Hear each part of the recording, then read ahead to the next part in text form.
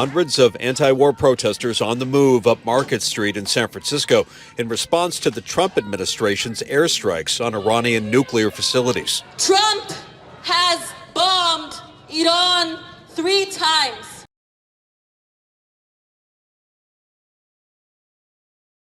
Ukraine, Gaza, Taiwan, the Red Sea, Iran, and now India is arming up too. Tensions are rising on every front. Are we watching the early stages of World War III? In this episode of War Logics, we look at where the world is burning and why the next global war might already be in motion.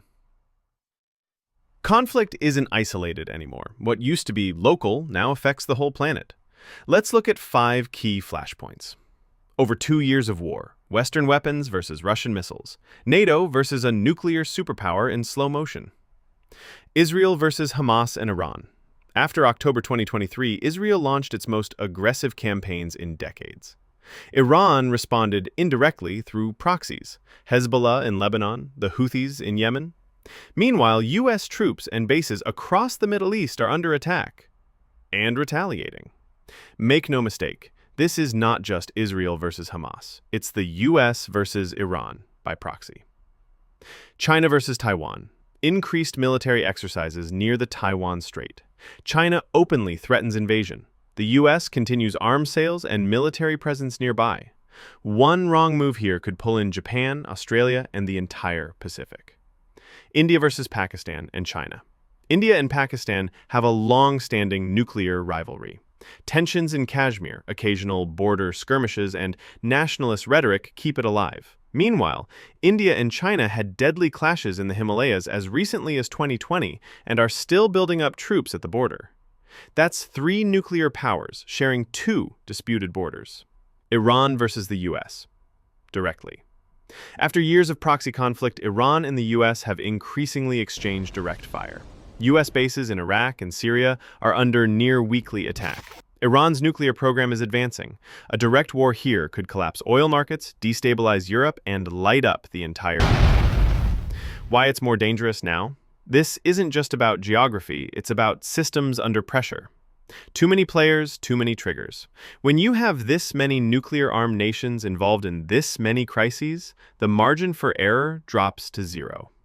Global supply chains equals global impact. India controls major pharmaceuticals. Taiwan makes your chips. The Red Sea moves global trade. It's all connected. Information warfare and cyber attacks. Conflicts today aren't just fought with bombs. They're fought with code, bots, fake news, and data leaks. Are we already in World War III? World War III doesn't have to look like the last one. It might already have started, just in a different form. No open superpower conflict. Yet. There's no official declaration, but the weapons, the alliances, the battles, they're real. Diplomacy versus escalation. India is trying to balance both sides.